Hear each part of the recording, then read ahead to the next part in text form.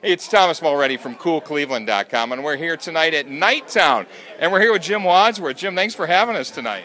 Thomas, thanks for coming out. It's good to have you here. Talk about how long you've been doing things here, programming all the great jazz at Nighttown. For how many years has it been now? It'll be 14 years at the beginning of June, and it's been a great ride. I'm having a lot of fun, and it's not far from over.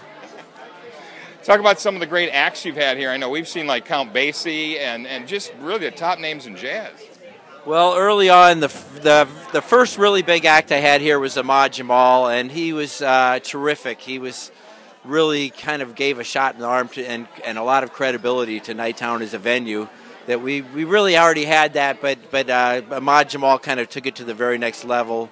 We also had McToy Tyner in the early days, Ray Brown, of course the Count Basie Orchestra, and then over time I kind of diversified the programming, brought Latin jazz in and organ trios and international acts, and that was sort of added a new dimension to Nighttown that hadn't existed here before.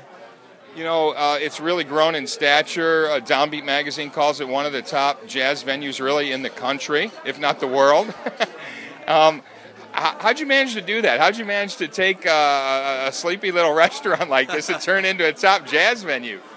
Well, when I first started here, I was just looking for a place with a good location and a piano. I was actually operating in a lot of venues downtown, and none of them had a piano. And so I found every time I needed an acoustic piano, I would be renting it. And I just knew that wasn't really a sustainable situation. I needed a place with a piano, and it didn't hurt that this Nighttown, or everybody knew Nighttown. It had a great menu, and so it was sort of serendipitous when I got here, and it's been a great run.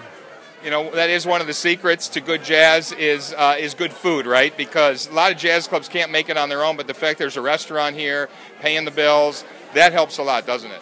Absolutely, and we're sort of like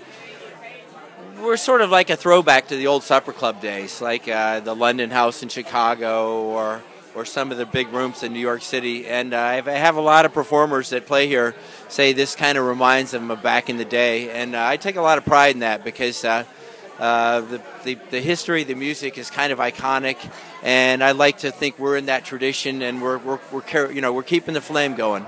It is. It's a great supper club. You do a lot with local artists as well. You do a lot for the local jazz scene. Talk about some of the people that you bring in here really on a regular basis. Well, tonight is a good example. We have Kai Allen on vocals. We got Peter Dominguez on bass, Bob Fraser on guitar, and Ron Goodale on drums. And they're all regulars here. Joe Hunter's here all the time. He's a great pianist. Roy King, Marty Brock, Jackie Warren, Sammy DeLeon, Ernie Krivda. And the list goes on and on. So yeah, Dominick Farinacci, of course, and you know, I really enjoy mixing and matching too. It's not uncommon for me to bring a national artist in and bring in some of our local talent to back them up. And of course, yeah, Jamey Haddad, of course, Jamey's here, and Vanessa Rubin. So and they've moved back from New York City, so. You know, that's you know, we've kept them interested and we kept them here, and we're hoping to bring more back. What's the future of jazz? They still teach it. You know, Tri-City's got a great jazz fest and a good jazz program. It's big at Oberlin out here. It's still big at places like Berkeley and around the country. But it's relatively marginalized when you think about where jazz was in the 30s and 40s, where it was really mainstream and all over, people were dancing to it, it was on the radio. Can you imagine, you know, living through that? And now it's a bit of a specialty thing. Where's it headed? Well, I think the future of jazz is pretty secure. For one thing, there's more education going on now than ever. And I mean, besides Tri-C, Oberlin, there's Cleveland State, Akron U, Youngstown State, all excellent programs. And all over the country, there's more programs than ever. Also, what a lot of people fail to realize is jazz is kind of the infrastructure of pop music. If you look at groups like Sting or Steely Dan, or even more mainstream pop like Madonna, or there's usually a jazz musician in the band. Beyonce's got her group's full of jazz musicians. So, and they're the glue that holds it all together. So they're playing a very important role. They're the ones that can read music, right? Yeah.